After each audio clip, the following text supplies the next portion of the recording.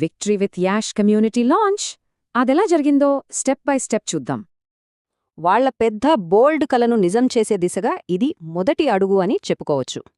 ఈ community launch చాలా ప్లాన్డ్గా దశలవారీగా జరిగింది. అదెలాగో చూద్దాం. అక్టోబర్లో మొదటి రౌండ్ సభ్యుల్ని చాలా జాగ్రత్తగా ఎంపిక చేసి ప్రాసెస్ స్టార్ట్ చేశారు.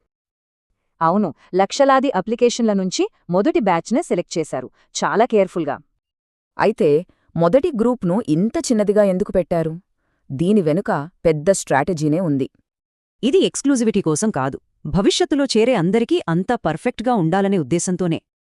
సో మొదటి రౌండ్ సక్సెస్ అయింది, పునాది బలంగా ఉందని ప్రూవ్ అయింది. Platform stability, systems functionality, guidelines ఈ మూడు సక్సెస్ఫుల్గా వెరిఫై అయ్యాయి. మొదటి సభ్యులు చూపించిన నమ్మకం వాళ్ల కమిట్మెంట్కి ఒక పెద్ద సంకేతం. సరే, ఫౌండేషన్ అయితే స్ట్రాంగ్గా ఉంది, మరిప్పుడు నెక్స్ట్ ఏంటి? త్వరలోనే చాలామందికి పర్సనల్ ఇన్విటేషన్స్ రాబోతున్నాయి. కొంచెం ఓపికగా ఉండాలి. ఇక్కడ ముఖ్యమైన విషయమేంటంటే, ఈ కమ్యూనిటీ అందరికోసం, మంచి ఉద్దేశంతో ఎవరైనా చేరొచ్చు. ఇన్విటేషన్ ఎప్పుడొచ్చినా ప్రతి మెంబర్కి అన్ని బెనిఫిట్సు సమానంగా అందుతాయి. ఇదొక సాధారణ కమ్యూనిటీ కాదు, ఒక అద్భుతమైన అనుభవాన్ని క్రియేట్ చేసే ప్రయత్నం.